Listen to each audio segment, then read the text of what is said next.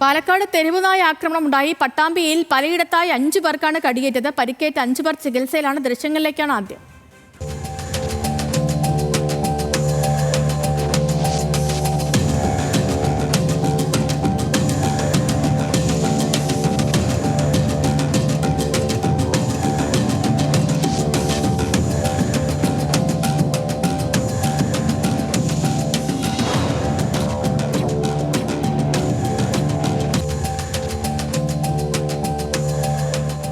അജിത്താണ് വിവരങ്ങളുമായി ചേർന്നത്. അജിത്ത്, ഈ പരിക്കേറ്റവരുടെയൊക്കെ ആരോഗ്യനില എങ്ങനെയാണ്?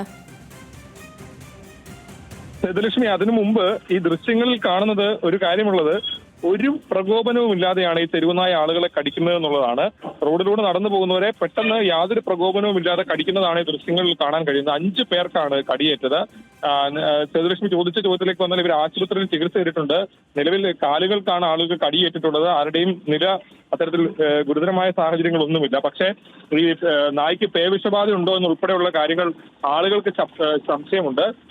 കൽപ്പക ജംഗ്ഷൻ, കൊപ്പൻസ് മാളിന് മുൻവശം, അതുപോലെ തന്നെ ബാങ്കിന് സമീപം, ഫെഡറൽ ബാങ്കിന് സമീപം എന്നിവിടങ്ങളാണ് ഇത്തരത്തിൽ ആളുകൾക്ക് കടിയേൽക്കുന്ന സാഹചര്യം ഉണ്ടായത്.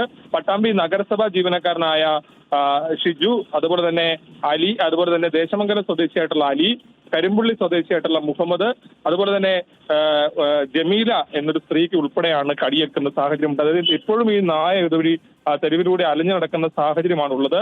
നാട്ടുകാരൊക്കെ തന്നെയും വലിയ തരത്തിലുള്ള പ്രതിഷേധം ഉണ്ടാക്കുന്നുണ്ട്. കാരണം കഴിഞ്ഞ കുറെ നാളുകളായി ഇവിടെ ഇത്തരത്തിലുള്ള പ്രശ്നങ്ങൾ ഉണ്ടായിട്ടും പരിഹാരം ഉണ്ടാകുന്നില്ല എന്നുള്ളതാണ് നാട്ടുകാരുടെ പരാതി. നിലവിൽ ഏതാണെങ്കിലും ഈ നായ ഇപ്പോഴും തെരുവിലൂടെ അലഞ്ഞു നടക്കുന്ന സാഹചര്യമാണുള്ളത്. ഓക്കെ അജിത്ത്, ശരി.